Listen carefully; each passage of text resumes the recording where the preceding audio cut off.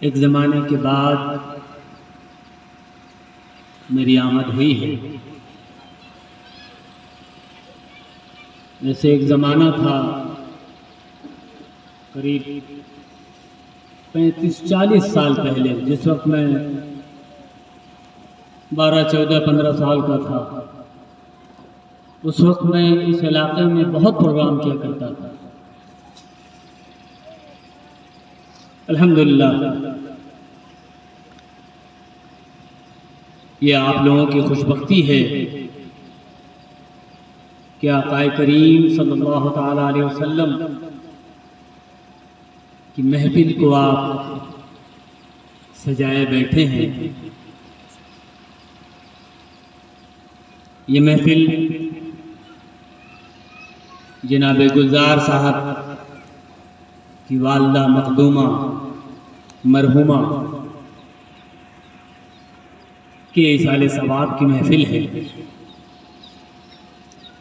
اللہ تعالیٰ کی بارگاہ میں دعا ہے کہ پروردگار اپنے حبیب کے صدقہ و طفیل میں اور اپنے تمام محبین کے صدقہ و طفیل میں ان کی روح پاک کو بخش دے، ان کی قبر کو کشادہ کر دے، ان کی قبر میں جنت الفردوس کی کھڑکی کھول دے، کروٹ کروٹ جنت الفردوس کی ٹھنڈی بہار عطا فرما دے۔ یہ اولاد کی خوش نصیبی ہے کہ اولاد اپنے والدین کے ایصال ثواب کی محفل کرتے ہیں۔ وہ یہ اس بات کی دلیل ہے کہ یہاں مذہبی رجحان اور مذہبی شوق و ذوق لوگوں کے اندر باقی ہے۔ سب سے بڑا اللہ کا شکر ہے کہ ہم اور آپ اور یہ پورا علاقہ تمام اہل سنت و جماعت کا ماننے والا ہے۔ یہ سب سے بڑی خوش نصیبی ہے، اس لیے کہ آج کے دور میں عقیدہ اہل سنت اور بالخصوص مسلک اعلی حضرت پہ قائم و دائم رہنا آج کے دور میں ایک بہت بڑی بات ہے۔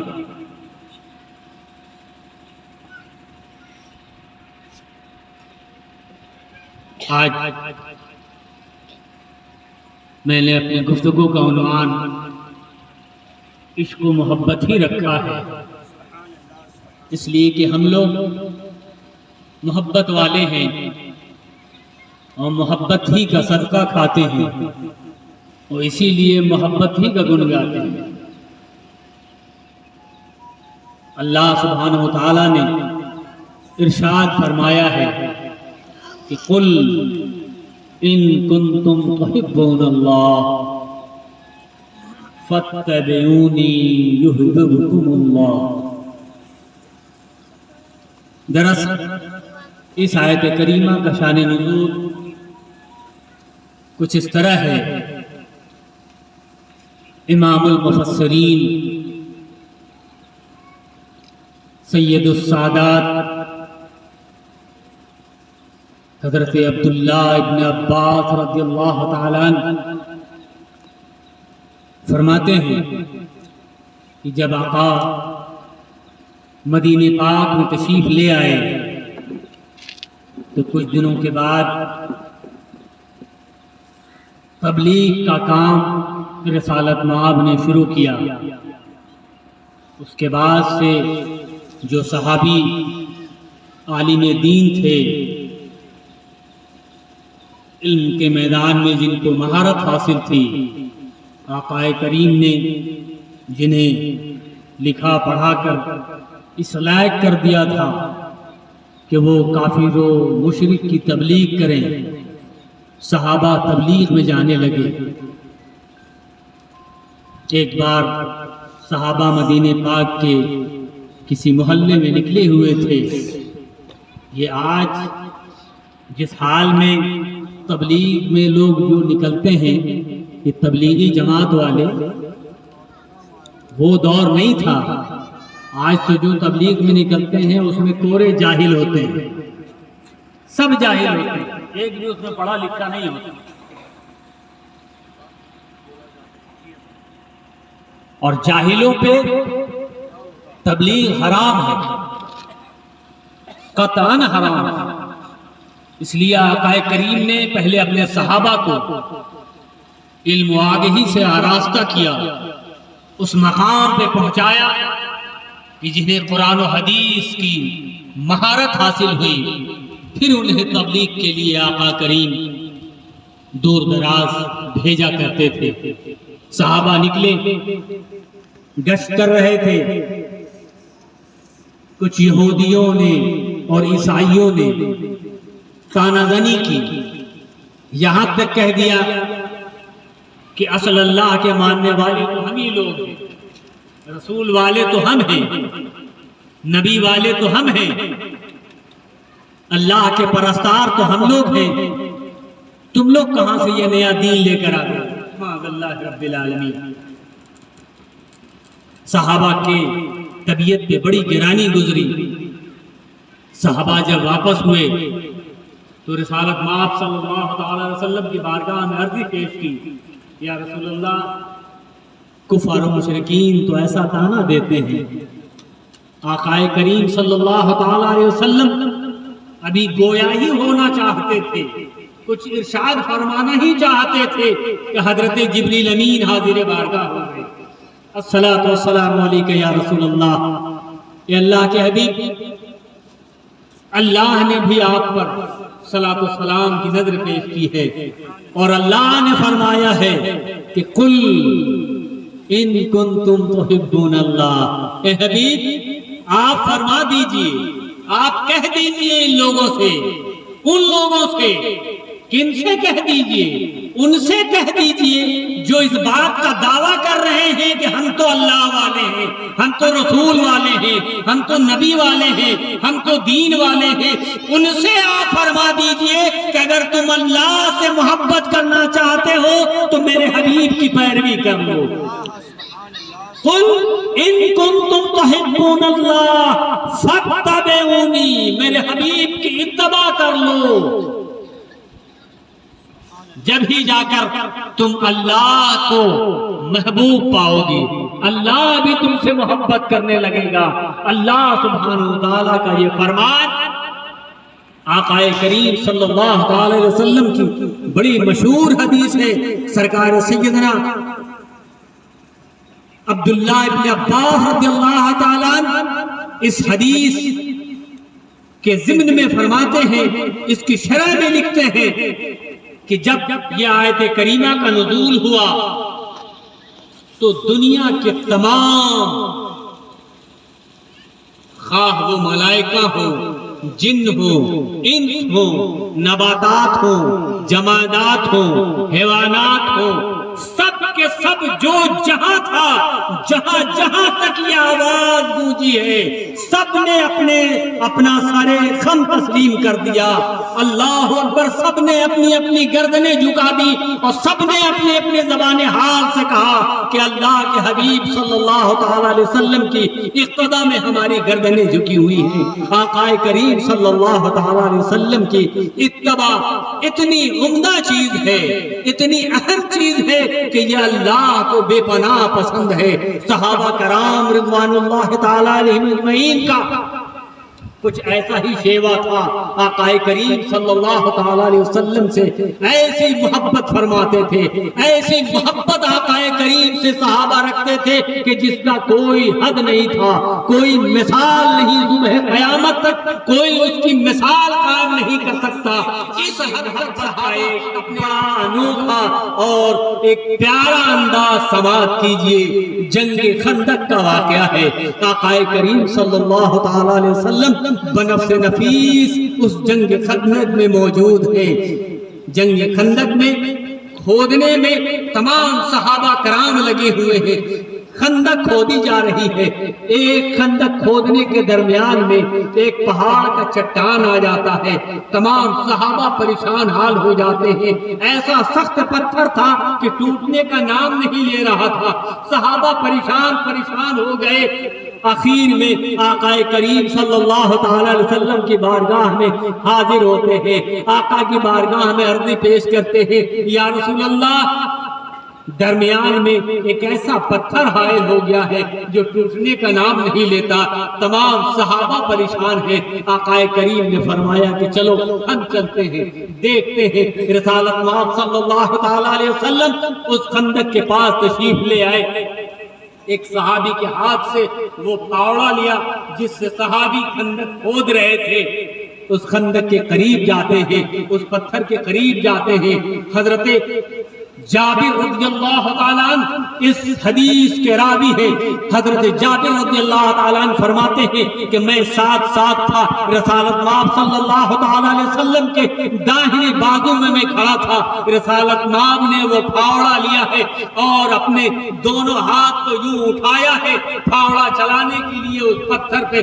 رسالت مآب نے جو ہی ہاتھ اٹھایا ہے میں بغل میں کھڑا تھا، میں نے دیکھا کہ رسالت مآب صلی اللہ تعالیٰ وسلم کے شکم میں اثر پہ تین پتھر بندھے ہوئے ہیں۔ میں دیکھ کر تڑپ گیا، پریشان ہو گیا، بے چین ہو گیا، بے قابو ہو گیا، مجھ سے دیکھا نہ گیا۔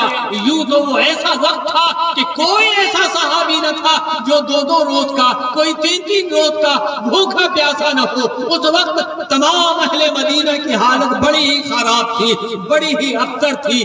حضرت جابر رضی اللہ تعالیٰ عنہ فرماتے ہیں کہ میں دیکھ کر پریشان حال ہو گیا، لیکن رسالت مآب صلی اللہ تعالیٰ علیہ وسلم نے جو ہی اٹھایا ہے پھاوڑا اور ایک ضرب لگائی ہے، کہتے ہیں کہ خدا کی قسم رسالت مآب نے بس ایک ضرب لگائی ہے، وہ پہاڑ یوں ریزہ ہوا جیسے بالوں کا ڈھیر ہو۔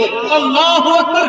ایسا ریزہ ہو گیا، ایسا چکنا چور ہو گیا جیسے کوئی بالو کا ٹیلا لگا ہو اور اس ٹیلے پہ کوئی ایک پھاوڑا لگا دے، اس طریقے سے ریزہ ہو گیا۔ رسالت مآب صلی اللہ تعالی علیہ وسلم نے پھر وہاں سے آپ اپنے حجرے میں، آپ اپنے خیمے میں تشریف لے آئے۔ حضرت جابر فرماتے ہیں کہ میں نے اجازت مانگی کہ یا رسول اللہ مجھے تھوڑی دیر کی اجازت دیجئے، میں گھر سے واپس آتا ہوں۔ حضرت رسالت مآب صلی اللہ تعالیٰ علیہ وسلم نے اجازت دے دی۔ حضرت جابر فرماتے ہیں کہ میں دوڑا مدینے میں حاضر ہوا، اپنے گھر گیا۔ گھر میں سب سے پہلے میں اہلیہ سے پوچھا کہ کچھ گھر میں کھانے کا سامان ہے؟ اہلیہ نے کہا کہ آپ تو خوب اچھی طرح جانتے ہیں 2 روز ہو گئے فاقہ کو چولہا نہیں جل رہا ہے۔ کہا کچھ بھی نہیں ہے؟ کہا نہیں کچھ بھی نہیں ہے، ہاں اتنا ہے کہ روزانہ جو میں آٹا گوندھتی ہوں تو آٹا گوندھنے کے بعد جو آٹا ہاتھ میں لگ جاتا ہے اسے مل کر میں ایک برتن میں رکھتی ہوں، وہ ملا ہوا وہ ایک آٹا ہے، کچھ چند جس سے ایک روٹی بن سکتی ہے بمشکل۔ آقا حضرت جابر فرماتے ہیں کہ میں نے اہلیہ سے کہا کہ اسی کو ایک جگہ کر کے اسے گوندھو، لیکن کوئی سالن کہاں ہے؟ اگر ہم اس کی ایک روٹی بھی بنا دیتے ہیں تو پھر سالن کہاں ہے؟ حضرت جابر فرماتے ہیں کہ گھر میں ایک چھوٹا سا بکری کا بچہ تھا جس میں ہمارے 2 بچے گھر میں تھے، دونوں اسے بڑے بہت پیار کرتے تھے، اسی سے کھیلا کرتے تھے۔ میں نے کہا کہ اس بکری کے بچے کو ہی ذبح کر دیتے ہیں۔ حضرت جابر فرماتے ہیں کہ میں نے اہلیہ سے اجازت لی اور بچوں کو بھی کہا کہ بچوں رسالت مآب صلی اللہ تعالی علیہ وسلم کی یہ حالت میں دیکھ کر آیا ہوں، مجھ سے دیکھا نہیں جا رہا ہے، لہذا میں اس کو ذبح کرتا ہوں۔ دونوں بچے سیڑھی کے اوپر زینے پہ چلے گئے، چھت پہ، وہاں سے وہ منظر دیکھ رہے تھے۔ بابا جان ان کے حضرت جابر فرماتے ہیں کہ میں نے بکری کے بچے کو ذبح کیا اور ذبح کرنے کے بعد میں نے اپنے اہلیہ کے حوالے کیا اور کہا کہ یہ جو تھوڑا سا آٹا ہے بچا ہوا اسی کو ساندھ کر ایک ہی روٹی بناؤ اور اس کا سالن بنا لو، میں جا رہا ہوں رسالت مآب کو بلا کر کے لے آتا ہوں، اتنی دیر میں تم بنا کر کے رکھو۔ رسالت مآب نے اگر ایک روٹی بھی کھا لی تو میرے لیے بہت بڑی بات ہو جائے گی، مجھے جنت کی ضمانت مل جائے گی۔ اللہ اکبر اللہ اکبر۔ حضرت جابر نے یہ انتظام کر کر پھر واپس ہو جاتے ہیں جنگ خندق جہاں ہو رہی تھی وہاں آپ تشریف لے گئے، رسالت مآب صلی اللہ تعالی علیہ وسلم کی بارگاہ میں حاضر ہوئے، سلام عرض کی اور کہا یا رسول اللہ میرے ماں باپ آپ پر قربان ہو، آقا آپ میرے گھر تشریف لے چلیں، آپ کی دعوت ہے، میں چاہتا ہوں کہ آپ میرے گھر تشریف لے جائیں۔ رسول پاک صلی اللہ تعالی علیہ وسلم حضرت جابر فرماتے ہیں کہ اتنا خوش ہو گئے کہ جس کا کوئی حد و حساب نہ تھا۔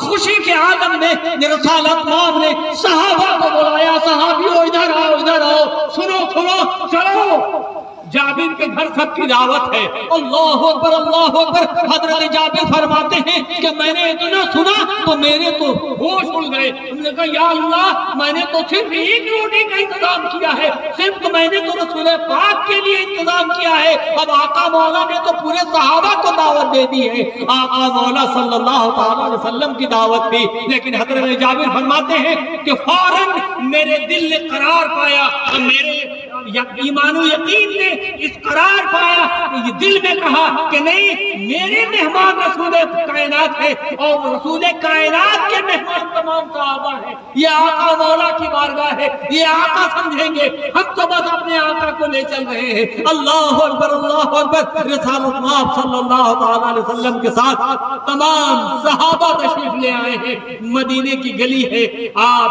آہستہ آہستہ آگے بڑھتے جا رہے ہیں۔ حضرت جابر فرماتے ہیں کہ میں گھر آیا، میں گھر پہنچا، گھر میں داخل ہوا، اس کے بعد سے اہلیہ نے پہلے سے انتظام کر رکھا تھا رسالت مآب صلی اللہ تعالی علیہ وسلم کو بیٹھانے کا۔ رسالت مآب کو بلایا، بیٹھالا، تعظیم و تکریم کی۔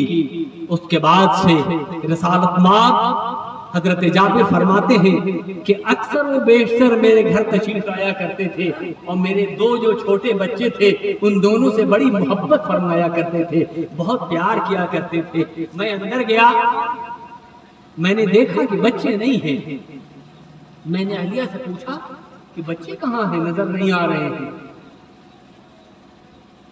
کہا ایک حادثہ ہو گیا ہے۔ کہا کیا حادثہ ہوا؟